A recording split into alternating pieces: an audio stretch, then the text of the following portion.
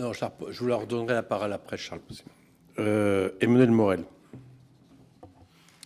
Oui, monsieur le ministre, je reviens sur quelque chose qui me trouble et qui a troublé plusieurs collègues, qui touche à la fois à la chronologie des faits et à la transmission de l'information.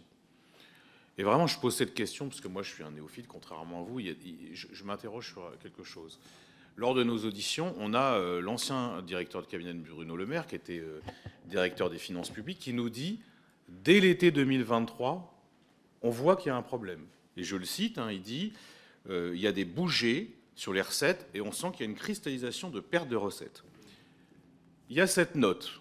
Vous dites, vous la connaissez pas. Ça, je veux bien vous croire. Évidemment que je veux bien vous croire. Mais ça veut dire quoi? Ça veut dire qu'à un moment où les directions, Trésor, Finances publiques, le ministre du Budget de l'époque, on leur dit attention, il y a un problème sur les recettes qui va venir.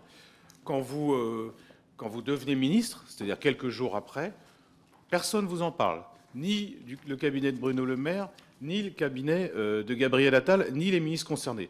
C'est ça qui me surprend, moi. C'est pour ça que même si vous ne connaissez pas la note du 11 juillet, je ne comprends pas que vous n'ayez pas parlé entre vous. C'est quoi, en fait, le circuit entre Bercy, l'Élysée, Matignon? Ça, c'est ma première question. Bon, merci monsieur le député de reconnaître que je ne peux pas commenter devant vous sur le siège une note que je n'ai pas. Bon, j'essaie de voir ce sur quoi je m'appuie. Bon, note du 16 octobre 2023, postérieure à ce que vous évoquez. Suivi budgétaire de l'impôt sur les sociétés. Si j'en crois ce que vous me dites, et encore une fois, je ne veux pas le commenter, je n'étais pas là. Vous me dites, il y a eu des grosses alertes à l'été sur l'impôt sur les sociétés. Bon, moi, la seule note dont je dispose, elle date du 16 octobre. Suivi budgétaire de l'impôt sur les sociétés, IS. À fin septembre, les recettes nettes d'impôt sur les sociétés sont en moins-value de 0, donc de 600 millions d'euros par rapport à la prévision pour 2023 révisée dans le cadre. Bon, cet écart se décompose d'une moins-value de 0,2 milliards de recettes brutes, et 0,4 en remboursement supplémentaire. Bon.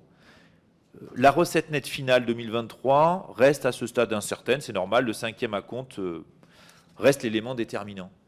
Je veux dire, s'il y avait eu une très grosse alerte sur l'impôt sur les sociétés, à l'été, j'imagine qu'elle figurait aussi dans la note d'octobre.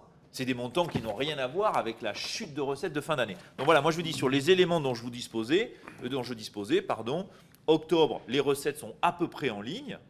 Et c'est après que on va recevoir des notes où là, on va dire, attention, et ça commence avec la TVA, voilà, et après fin d'année. Mais vous voyez, cette note d'octobre, elle est intéressante. Sur l'IS, elle ne dit pas ce que vous semblez décrire antérieurement aux notes que je n'aurais pas reçues.